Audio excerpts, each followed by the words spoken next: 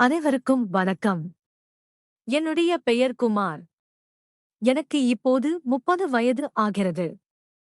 இன்னும் திருமணமாகவில்லை. நான் இஎஸ்ஐ மருத்துவமனையில் ஊழியராக வேலை செய்து கொண்டிருக்கிறேன். மெடிக்கல் கிளைம் பணம் தேவை என்றால் என்னைதான் வந்து சந்திக்க வேண்டும். அப்படித்தான் அவள் வந்து என்னை சந்தித்தாள். அவளுடைய பெயர் பிரிந்தா. என்னை விட 2 வயது அதிகம். அவளுக்கு 32 வயது இருக்கும். திருமணமாகி ஏறத்தாழ 7 வருடம் மற்றும் 2 குழந்தைகளுடன் உள்ள ஒரு குடும்ப பெண்தான். பார்ப்பதற்கே மங்களகரமாகவும் தெய்வ கடாட்சியாகமாகவும் ஜொலிக்கக்கூடிய ஒரு முகம். கலர் சற்று கம்மிதான் என்றாலும் முக லட்சணம் அனைத்துமே நின்னு பேசும். பகலில் தெய்வீகமாக தெரிந்தவள் இரவில் படுக்கையில் ஒரு காம ராட்சசியாகவே மாறிவிடுவாள் என்பது அந்த நாள் அவளோடு நான் தனிமையில் இருக்கும் வரை எனக்கு தெரியவில்லை. அவளது அங்கங்கள் ஒவ்வொன்றுமே எது எது எவ்வளவு அளவு இருக்க வேண்டுமோ அது அவ்வளவளவு கச்சிதமாக இருக்கும். அவளது இடுப்பு ஒரே ஒரு மழிப்புடன் கூடிய இடுப்பு. அந்த இடுப்பில் வலிக்கு விழுந்து விடலாம். அவ்வளவு வலுவழுப்பாக இருக்கும். ஒரு நாள் அவள் நான் வேலை செய்த எஸ்ஐ மருத்துவமனைக்கு வந்தாள். அவள் ஒரு பாலிடெக்னிக் கல்லூரியில் பேராசிரியராக வேலை செய்வதாகவும் கூறினாள். அவளுக்கு 2வது பிரசவம் நடந்த பிறகு மெடிக்கல் கிளைம் பணம் வேண்டுமா என என்னை வந்து சந்தித்தாள். நான் அவளை பார்த்ததுமே விழுந்து விட்டேன். அவளுடைய அழகில் நான் மயங்கி விட்டேன்.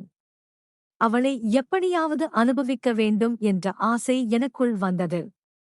அதனால் அவளை எப்படியாவது கரெக்ட் செய்து விட வேண்டும் என்று எனக்கு தோன்றியது. அதனால் அவளுக்கு எப்படியாவது உதவி செய்து அந்த பணத்தை சீக்கிரமாகவே அவளுக்கு பெற்றுக் கொடுத்து விட வேண்டும்.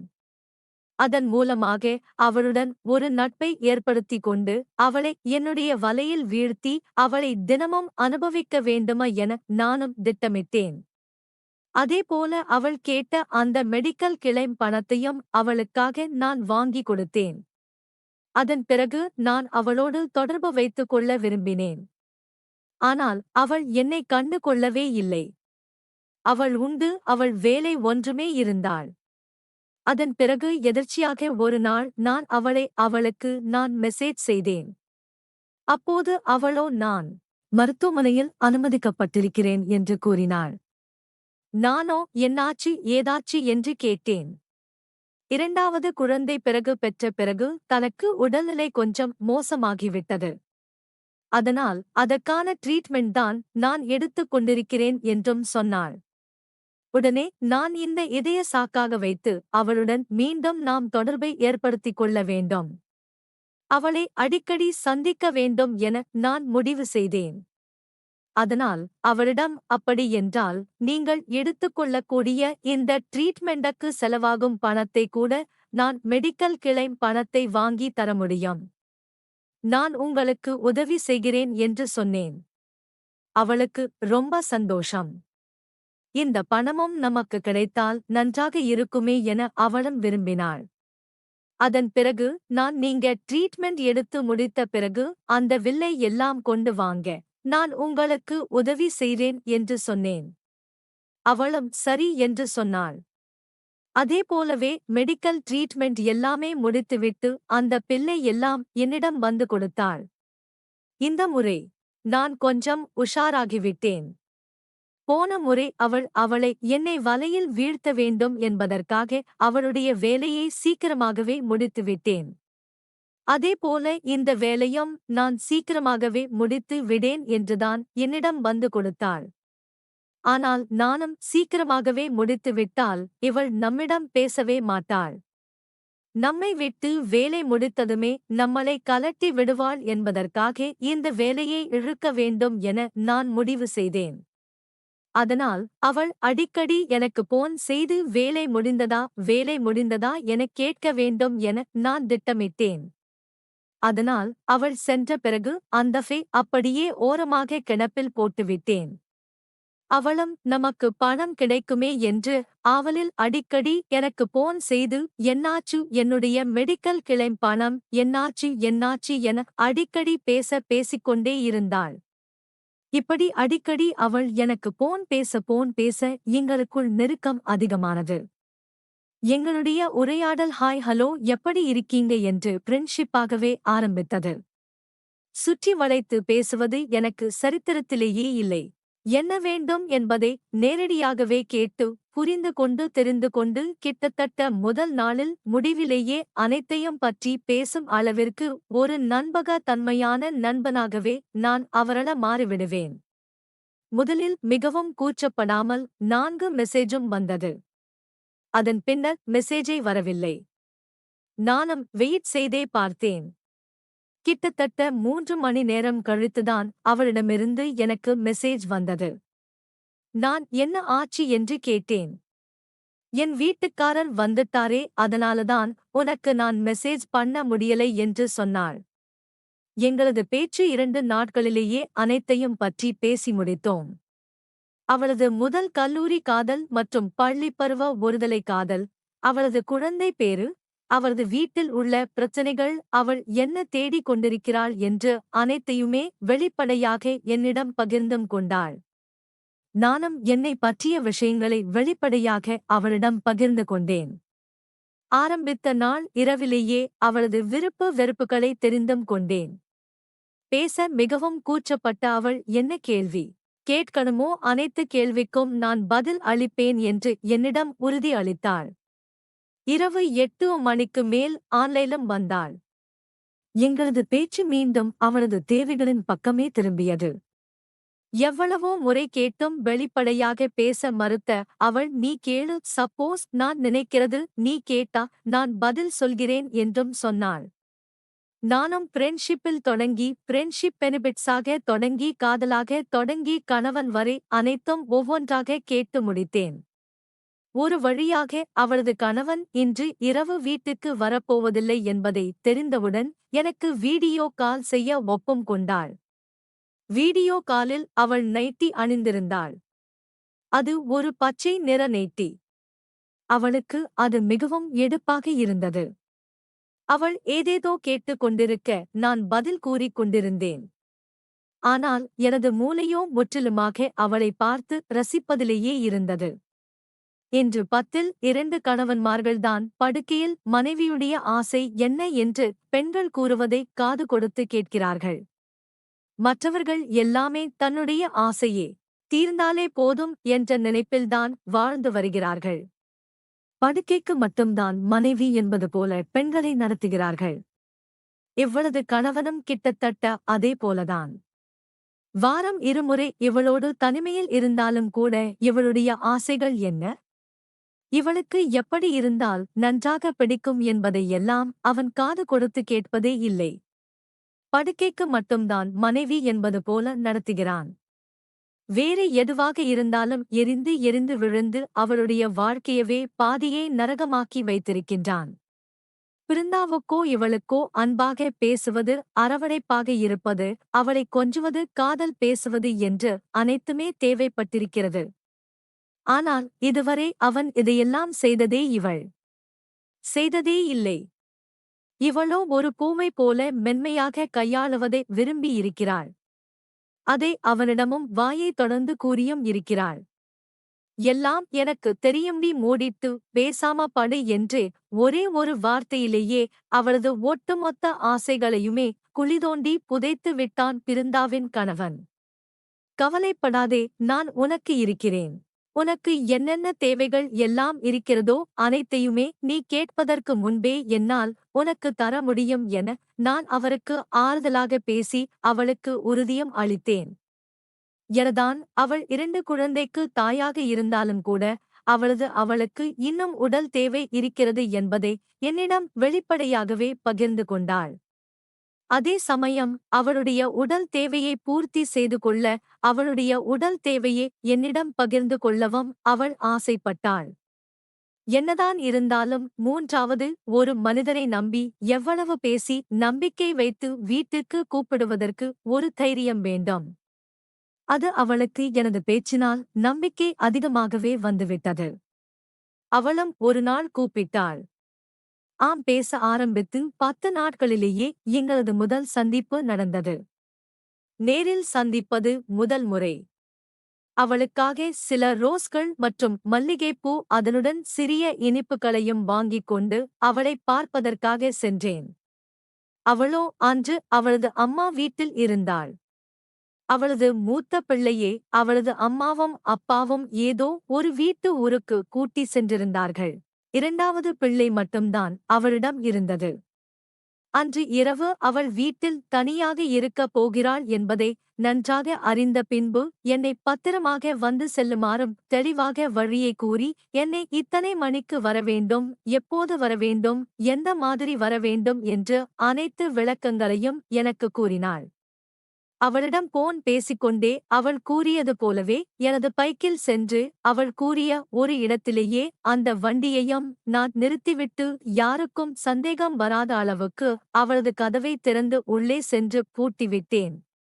அவள் கதவின் அருகில் செல்லும்போது கதவை திறந்தாள். ஒரு நேர்த்தியான பட்டு புடவையே அவள் அணிந்திருந்தாள்.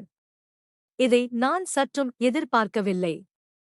ஏனென்றால் பலமுறை நான் கேட்டிருக்கின்றேன், என்ன டிரஸ் போட்டி இருப்பாய் என்று. அவளோ பெரும்பாலும் நைட்டி முடிந்தால் உனக்காக நான் சுடிதார் அணிந்திருக்கிறேன் என்று என்னிடம் கூறியிருந்தாள். ஆனால் இப்போது என் வாய்க்குள் ஈ போகும் அளவிற்கு அவளை பார்த்து நான் மயங்கி என்று வாயை திறந்து வைத்திருந்தேன். கையை பிடித்து உள்ளே இழுத்து உடனடியாக கதவை சாத்தியவள், எப்படி இருக்கேன் என்று என்னிடம் கேட்டாள். நானோ முதலிரவுக்கு ரெடியான பெண் போல இருக்கிறாயே என்று சொன்னேன். நானும் நேரத்தை வீணடிக்க விரும்பவில்லை. வந்த வேலையை பார்ப்போம் வா என அவளை நான் பெட்ரூமுக்கு அழைத்து சென்றேன். அதன் பிறகு அவள் எப்படியே எல்லாம் இருக்கணும் என்று ஆசைப்பட்டாளோ, எப்படியே எல்லாம் தன் கணவன் தன்னை நடத்த வேண்டும் என விரும்பினாளோ அவளுடைய ஆசைகள் அனைத்தையுமே என்னிடம் கூறியும் இருந்தாள். அவளுடைய விருப்பத்திற்கு ஏற்றாற்போல அன்று அவளை நான் சந்தோஷப்படுத்தினேன். அந்த நாள் முதல் அவளுக்கும் எனக்கும் தொடர்பு ஏற்பட்டது. நான் அவளுடைய ஆசைகள் எல்லாம் பூர்த்தி செய்தேன். அதனால் அவளுக்கு என் மீது அதீதமான காதலும் ஏற்பட்டது. அந்த நாள் பிறகு நானும் அவளும் அடிக்கடி தனிமையில் சந்தித்து உல்லாசமாக இருக்க ஆரம்பித்தோம். இப்படியே எங்குடைய கள்ளக்காதல் தொடங்கியது. நாட்கள் மாதங்கள் ஆகின. மாதங்கள் வருடங்கள் ஆகியது. ஒரு கட்டத்தில் பிருந்தாவுக்கு என் மீது அதீதமான அன்பும் ஏற்பட்டது. அவள் கணவனை பிரிந்து என்னுடனே வாழவும் விரும்பினாள். எனக்கும் அவள் மீது இருந்த ஆசையின் காரணமாக நானும் அதற்கு சம்மதம் தெரிவித்தேன். அதன் பிறகு பிருந்தாவோ தன் கணவனிடம் எப்படியாவது விவாகரத்து வாங்கிவிட வேண்டும் என முடிவு செய்தாள்.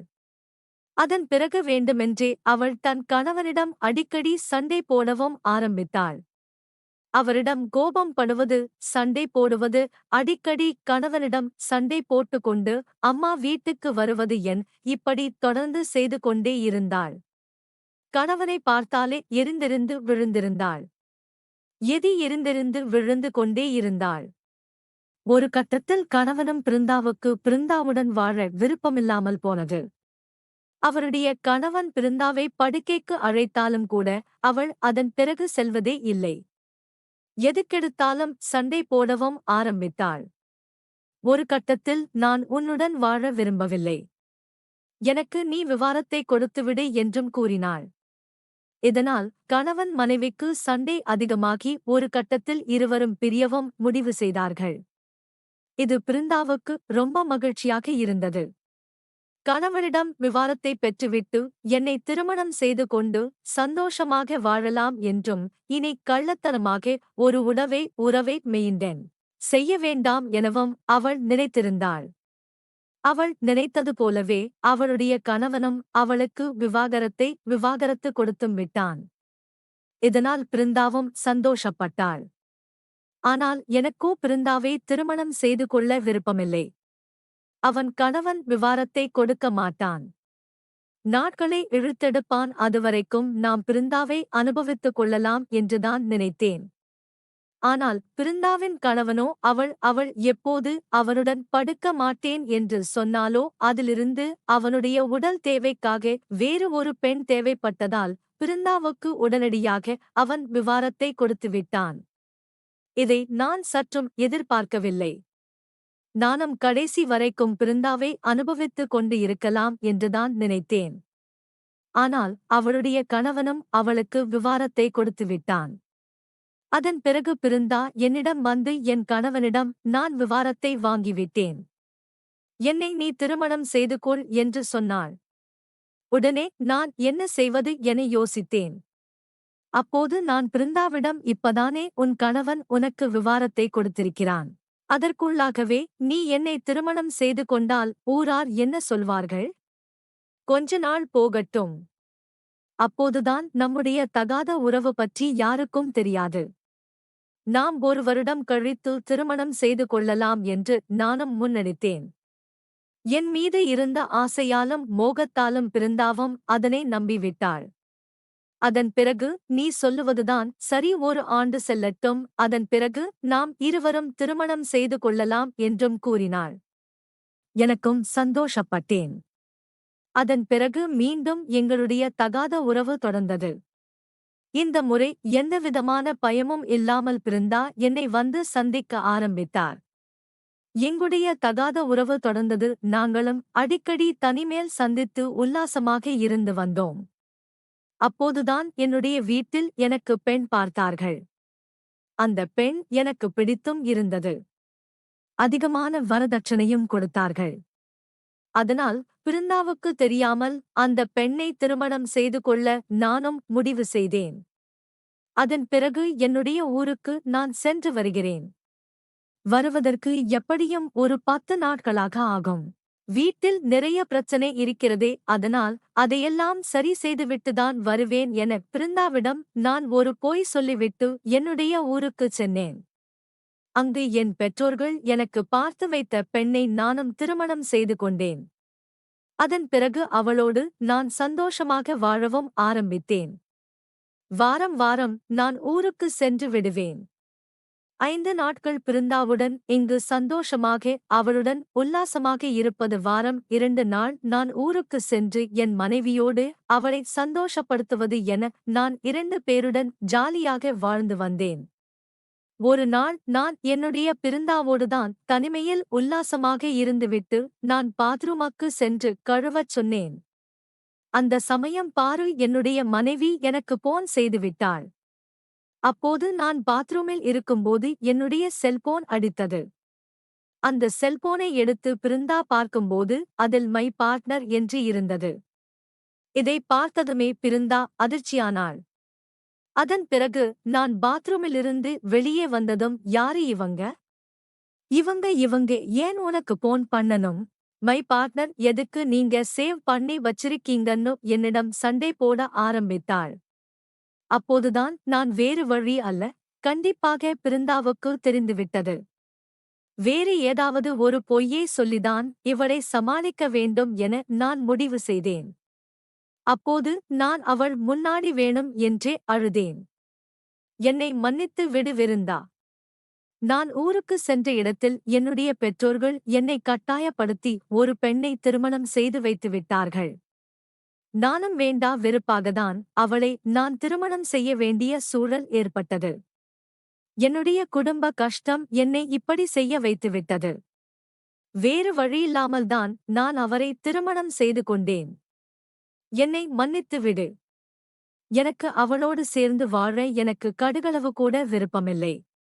கொஞ்ச நாளிலேயே நான் அவரை விவாகரத்து செய்து விடுவேன். அல்லது உன் கணவன் உனக்கு விவாகரத்தை கொடுக்க நீ என்னெல்லாம் செய்தாயோ அதே போல நான் என் மனைவியிடம் செய்து அவளே எனக்கு விவாகரத்தை கொடுக்கும்படி நான் செய்து விடுவேன். என்னை நம்பு, நான் உன்னை நான் ஏமாற்றவில்லை. எனக்கு இந்த திருமணத்திலேயே விருப்பமில்லை என்று சொல்லி நானும் நாடகம் ஆடினேன். நான் அழுததை பார்த்ததுமே பிருந்தா மனம் மாறி என்னுடைய நடிப்பை அவள் நம்பிவிட்டாள். அதன் பிறகு மீண்டும் எங்களுடைய தகாத உறவு தொடர்ந்தது. அதன் பிறகும் நான் பிருந்தாவை என்னுடைய தேவைக்காக நான் பயன்படுத்திக் கொள்ள ஆரம்பித்தேன். இப்படியே நாட்களும் சென்று கொண்டிருந்தது. ஒரு கட்டத்தில் என் மனைவியும் கர்ப்பமாகிவிட்டாள். இந்த விஷயமானது எப்படியோ பிருந்தாவுக்கு தெரிய வந்தது. இதனால் மீண்டும் பிருந்தா என்னிடம் சண்டையிட ஆரம்பித்தாள். நீ விருப்பமில்லாமல் தானே அவளை திருமணம் செய்து கொண்டாய் என்று சொன்னாள். பிறகு எப்படி அவள் கர்ப்பமாவாள்? நீ விருப்பப்பட்டுதான் அவளை நீ திருமணம் செய்திருக்கிறாய். என்னை நீ ஏமாற்றி விட்டாய், எனக்கு துரோகம் செய்துவிட்டாய் என என்னிடம் சண்டை போட ஆரம்பித்தாள். நானும் ஒரு கட்டத்தில் இதற்கு மேல் இவளை நாம் வேண்டும் செய்ய வேண்டாம். நமக்கும் ஒரு வாழ்க்கை அமைந்துவிட்டது.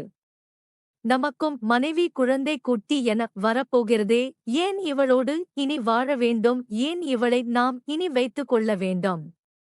வேண்டாம், இவளை நாம் கலட்டி விடுவோம். இனி நாம் மனைவி குழந்தைகளுடன் சந்தோஷமாக வாழலாம் என நானும் முடிவு செய்தேன். அதன் பிறகு நான் வேண்டுமென்றே பிருந்தாவுடன் சண்டையிடவும் ஆரம்பித்தேன். எனக்கும் பிருந்தாவுக்கும் அடிக்கடி சண்டை வந்தது.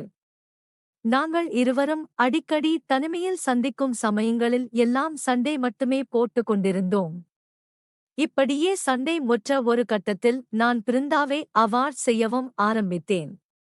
அவள் எனக்கு போன் செய்தாலும் நான் எடுப்பதில்லை. அப்படியே எடுத்தாலும் அவளிடம் சண்டை போட மட்டும்தான் பேசவே செய்தேன். ஒரு கட்டத்தில் எங்களுக்குள் சண்டை அதிகமாயது. ஒரு கட்டத்தில் நாம் இவனுக்காக நம்முடைய கணவனையே விட்டுவிட்டு வந்துவிட்டோமே என்று விருந்தாவும் வருந்த ஆரம்பித்தாள். தன் கணவனுக்கு தெரிந்த சோக துரோகத்தால் அவளும் தற்கொலைக்கும் முயன்றாள். ஆனால் அவளுடைய பெற்றோர்களோ அவளை மருத்துவமனையில் அனுமதித்து அவளை எப்படியோ காப்பாற்றிவிட்டார்கள். நானும் பிருந்தா தற்கொலைக்கு முயன்றால் அவள் எப்படியும் இறந்து விடுவாள். இனி நமக்கு எந்தவிதமான பிரச்சனையும் இல்லை என நான் சந்தோஷப்பட்டேன். ஆனால் மருத்துவர்களோ அவளுக்கு தீவிரமான சிகிச்சை அளித்து அவளை காப்பாற்றிவிட்டார்கள். இது எனக்கு ஒரு பெரிய அதிர்ச்சியாக இருந்தது. அதன் பிறகு மீண்டும் எனக்கு பிருந்தா போன் செய்தாள். நானோ அவளை வெறுப்பேத்த வேண்டும். அவள் மீண்டும் தற்கொலை செய்து கொள்ள வேண்டும் என் எண்ணத்தில் அவளை மீண்டும் தற்கொலைக்கு தூண்டும் விதமாக நான் பேசினேன். இனி இன்னும் சாகலையா, நீ இன்னும் உயிரோடுதான் இருக்கிறியா என அவளுடைய கோபத்தை அதிகரித்தேன். அப்படி என்றால் அவள் மீண்டும் எருத்துப் போய் தற்கொலை செய்து கொள்வாய் என நினைத்தேன். ஆனால் அதுவே அது என் பக்கமாக திரும்பும் என நான் நம்பவில்லை. நான் அவளை நீ இன்னும் சாகவில்லையா என்று கேட்டதே அவளுக்கு என் மீது கோபத்தை அதிகரித்துவிட்டது. இனி நாம் ஏன் சாக வேண்டும், அவனை சாகடித்து விட வேண்டும் என்று என்னை அவள் சாகடிக்க வேண்டும் என முடிவு செய்தாள். அதன் பிறகு அவள் என்னை எப்படி சாகடிக்கலாம் என ஒரு திட்டமும் விட்டாள். அதற்காக அவள் கடைக்கு சென்று தூக்க மாத்திரைகளையும் வாங்கி வந்தாள். மேலும் கூர்மையான ஒரு கத்தியையும் வாங்கி தன்னுடைய பேக்கில் வைத்துவிட்டாள். அதன் பிறகு எனக்கு போன் செய்தாள். நான் இனிமேல் உன்னை சந்திக்க மாட்டேன். உன்னுடன் பேச மாட்டேன். உன்னுடைய வாழ்க்கையில் நான் குறுக்கிட மாட்டேன். ஆனால் கடைசியாக ஒரே ஒரு முறை உன்னை நான் பார்க்க வேண்டும் என ஆசைப்படுகிறேன். உன்னுடன் நான் தனிமையில் இருக்க வேண்டும் என விரும்புகிறேன் என கூறினாள். ஆனால் நானோ ஏன் இவள் திடீரென நம்மளைதான் சந்திக்க வேண்டும் என்கிறாள், தனிமையில் இருக்க வேண்டும் என்று கூறுகிறாளே. இவளை தனிமையில் சந்திப்பது நமக்கு டேஞ்சர் ஆயிடுச்சே. அதனால் நாம் சந்திக்க கூடாது என முடிவு செய்தேன். வேணுமென்றால் நான் வேலை செய்யும் இந்த அலுவலகத்துக்கு வா. நாம் சிறிது நேரம் என்னிடம் பேசிவிட்டு செல். இதற்கு மேல் நான் உன்னை பார்க்க விரும்பவில்லை என கூறிவிட்டேன். அவளும் சரி என ஒத்துக்கொண்டாள். அவள் நீ வரும்போதே எனக்கு பிடித்த ஒரு உணவையும் வாங்கி சமைத்து வந்தாள். அந்த உணவில்தான் அவள் தூக்க மாத்திரைகளை கலந்து கொண்டு வந்தாள். ஆனால் என்னை வந்து சந்திக்கும் போதே உனக்கு இது ரொம்ப பிடிக்குமே, அதான் நான் ஆசையாக உனக்காக செய்து கொண்டு வந்தேன். இத்தனை சாப்பிடு என்று சொல்லிக் கொடுத்தாள். நானும் என்னை வந்து அலுவலகத்தில் தானே வந்து சந்திக்க வந்திருக்கிறாள். என்னை என்ன செய்ய போகிறாள் என நினைத்துக் கொண்டேன். அலுவலகத்திலும் ஆட்கள் நடமாட்டம் இருப்பதால் என்னை ஒன்றும் செய்ய முடியாது என்ற தைரியத்தில் அவள் கொடுத்த அந்த சாப்பாட்டை நானும் சாப்பிட்டேன். சாப்பிட்டு பிடித்த பிறகு அவளுடன் நான் தொடர்ந்து பேசிதான் கொண்டிருந்தேன். ஆனால் நேரம் செல்ல செல்லதான் அவள் கலந்து வைத்திருந்த அந்த மயக்க மருந்து தூக்க மாத்திரை வேலை செய்ய ஆரம்பித்தது. நானும் தூக்க மாத்திரை வேலை செய்ததால் நானும் மயங்கி அப்படியே அலுவலத்திலேயே மயங்கி விழுந்துவிட்டேன். இதை தனக்கு சாதகமாக பயன்படுத்திக்கிட்ட பிருந்தாதான் கொண்டு வந்த கத்தியாலேயே என்னை சரமாரியாக குத்தி துடிக்க துடிக்க கொலையும் செய்தாள். என்னை கொலை செய்த பிறகுதான் அவள் என்னை இப்படி கொலை செய்து விட்டோமே என அவள் என் உடலை கட்டிப்பிடித்து அதன் பிறகு அழக ஆரம்பித்தாள். இப்ப என்னை என்ன அவனே உன்னை கொன்னிட்டேனே, என் கையாலேயே உன்னை நான் கொண்டுட்டேனே என என் உடலை கட்டிப்பிடித்து அழுதாள். அதன் பிறகு அவளை காவல் நிலையத்துக்கு 100க்கு போன் செய்து இந்த மாதிரி எஸ்ஐ மருத்துவமனையில் நான் ஒருவரை கொலை செய்துவிட்டேன், உடனடியாக வாருங்கள் என அழைத்தாள். அவளை போலீசுக்கு போன் பண்ணி பேசியதால் போலீசாரை அதிர்ச்சி அடைந்தனர். அதன் பிறகு உடனடியாக போலீசாரும் மருத்துவமனைக்கு வந்தார்கள். நான் என்னுடைய உடல் அருகிலேயே பிருந்தாவும் உடம்பெல்லாம் இரத்த காயங்களோடு உடம்பெல்லாம் இரத்த கரையோடு அவள் பக்கத்திலேயே உட்கார்ந்து அழுது கொண்டிருந்தாள். இந்த தகவலானது உடனடியாக என் மனைவிக்கும் தெரியப்படுத்தினார்.